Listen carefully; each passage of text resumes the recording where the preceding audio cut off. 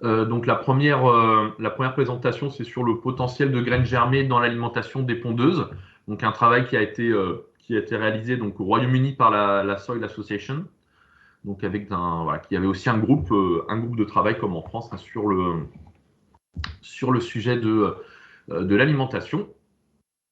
Voilà, donc dans leur cas, ils ont testé de la vesse et du blé, donc avec des germinations de 5 jours.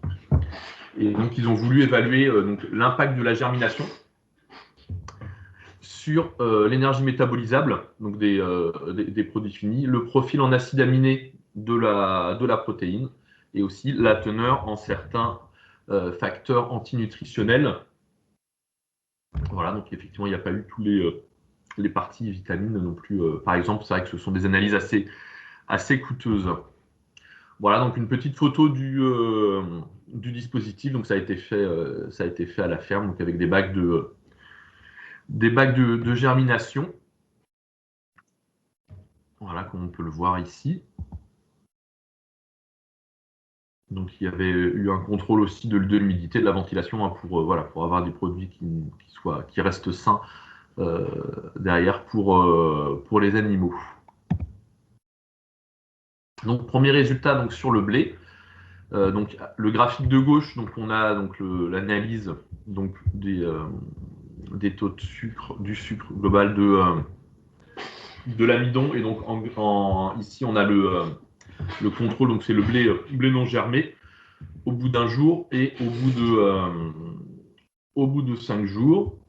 Donc du coup on peut voir que la teneur en amidon est diminue légèrement après un temps important de germination là au bout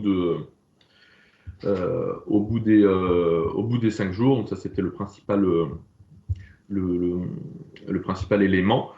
Et en termes de digestibilité donc de l'énergie, alors j'ai pas réussi à retrouver l'information de savoir s'ils avaient fait des calculs via des équations ou si c'est des mesures de digestibilité in vivo. Je pense plutôt que ce sont voilà, des calculs ou des mesures différentes. Et donc, du coup, il y a une diminution de la valeur énergétique du blé après les 5 jours de germination, du coup, ce qui est a priori en lien avec une diminution de la teneur en amidon.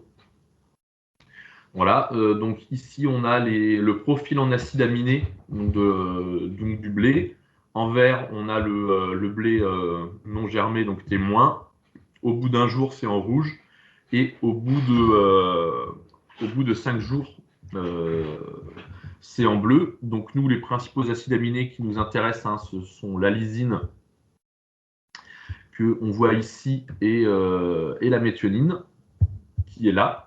Voilà, donc pour ces principaux acides aminés, on voit qu'il n'y a pas eu de gros impacts. Il y a légèrement plus de lysine ici, mais bon, après on est sur juste un lot qui a été réalisé. Donc il faudrait, si on veut avoir une vision plus claire, il faudrait aussi démultiplier ce type de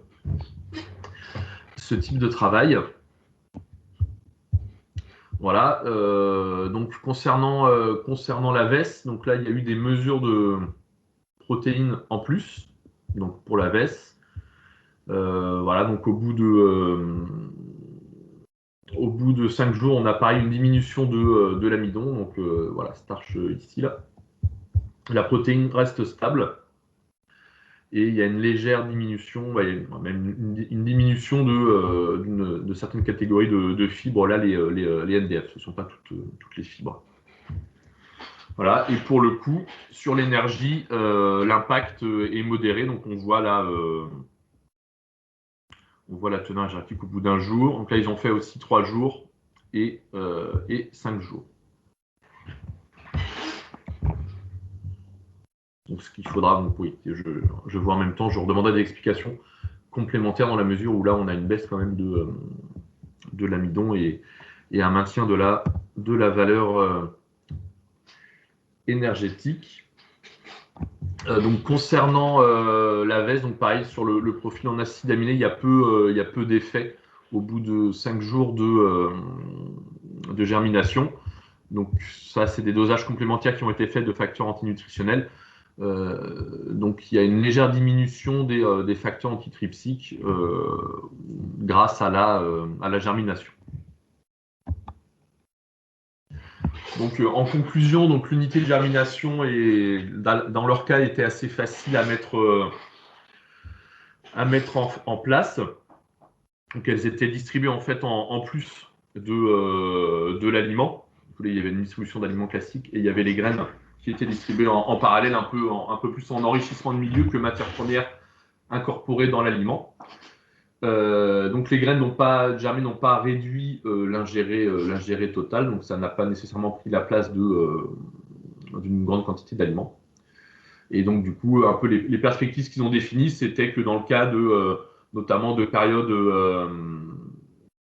de confinement des animaux cette fois, pour changer un petit peu, ça peut permettre un enrichissement de milieu pour calmer un petit peu les comportements de piquage ou autres.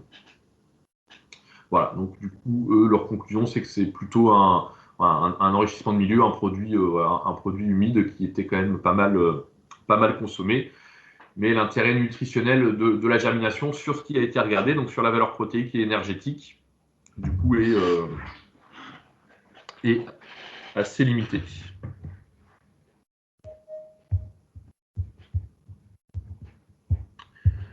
Voilà pour ça. Donc je peux prendre quelques questions, sachant que je serai assez vite limité pour y répondre. Mais il y a aussi, si des gens je vois qu'il y a quelques commentaires, donc n'hésitez pas non plus à rédiger des commentaires dans le chat. On peut les relayer là pendant 2-3 minutes en complément.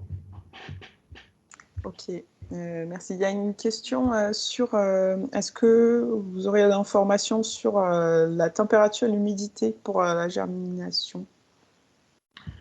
Alors ça, je pourrais envoyer un lien. En fait, il y a des rapports plus détaillés aussi qui ont été faits, donc qui sont en ligne. Donc je pourrais envoyer un lien là-dessus. Donc n'hésitez pas à me refaire un mail ou à Brieux de Saint pour des infos complémentaires, histoire qu'on n'oublie pas. Est-ce que tu pourrais revenir sur les diapos avec l'énergie? Il y a une question sur quelle est la MJ, je crois que ça doit être la matière grasse dans ce tableau, et quelle est l'unité?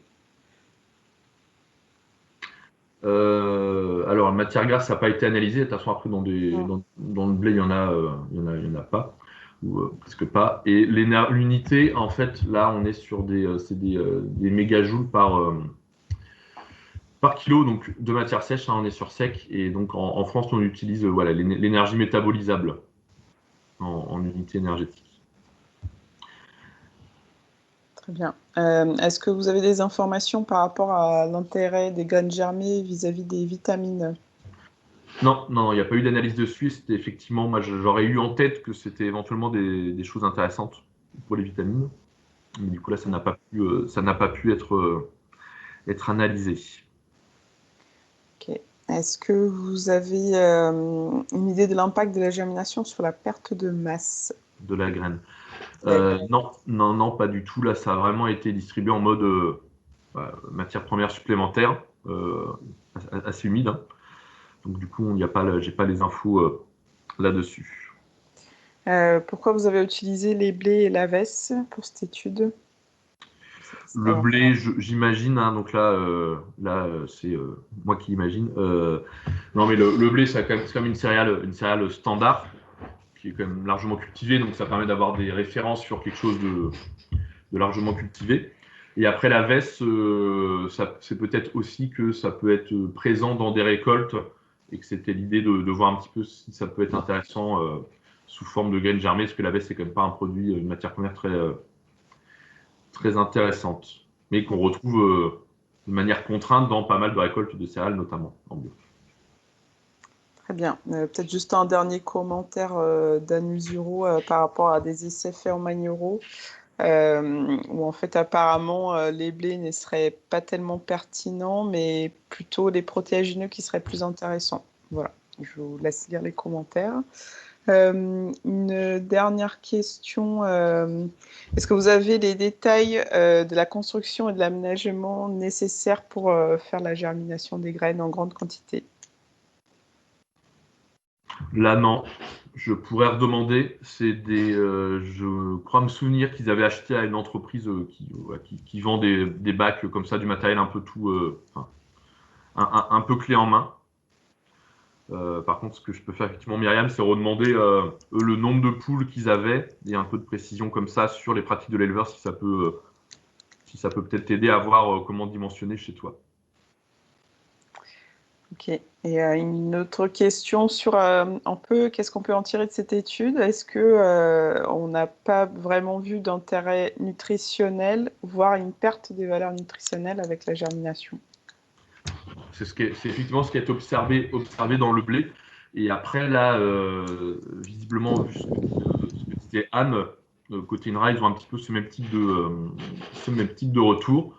Après, à voir si ça peut être compensé en partie par voilà, une ingestion différente. Mais effectivement, là, c'est avec le peu d'éléments qu'on a pour l'instant, c'est un petit peu ce qui ressort. Mais c'est sans doute à mieux objectiver parce que là, on est sur voilà, de l'eau.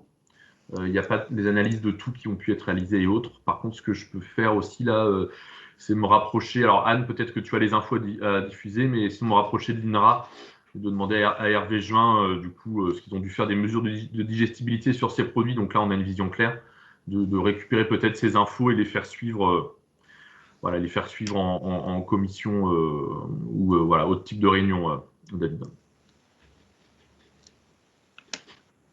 Très bien. Ouais, ouais, juste, du coup, je voyais Christelle. Est-ce que tu peux juste peut-être ouvrir ton micro une minute pour nous expliquer ton retour d'expérience? Oui, bonjour tout le monde. Donc nous, on a des problèmes des fois de l'aspect utilisation et ingestion du poids par les volailles. Et en fait, une des solutions qu'a testé des producteurs, c'est la germination. Et donc le fait de faire germer le poids, donc on ne change pas sa proportion dans la formule, mais on a vraiment un impact très positif sur le comportement animal. Voilà, et sur donc, le fait qu'ils puissent le consommer. Donc un retour voilà, assez intéressant, pas sur l'aspect nutritionnel supplémentaire, mais sur l'aspect appétence. Ok, donc là, en enrichissement de mille, ah ouais, ce que j'appelle un peu enrichissement, quoi. Non, parce qu'on a Non. quand même changé la ration. En fait, ça vient Ah, vraiment d'accord. compenser la part du poids dans la ration. Donc, ce n'est pas un enrichissement. Enfin, voilà, c'est vraiment, on remplace le poids sec dans l'aliment par du poids germé. Oui, mais du coup, c'est comment dire, dans le bol alimentaire, celui n'était pas, vous n'aviez pas séché, incorporé, broyé dans l'aliment, c'était mélangé en brut dedans, c'est ça? Oui. Ouais, ok.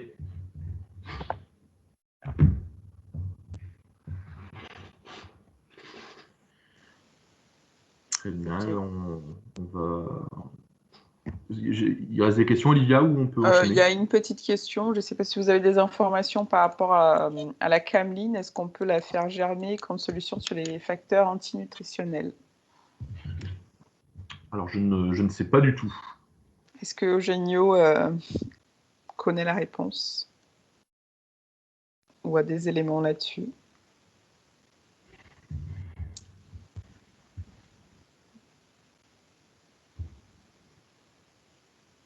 On va passer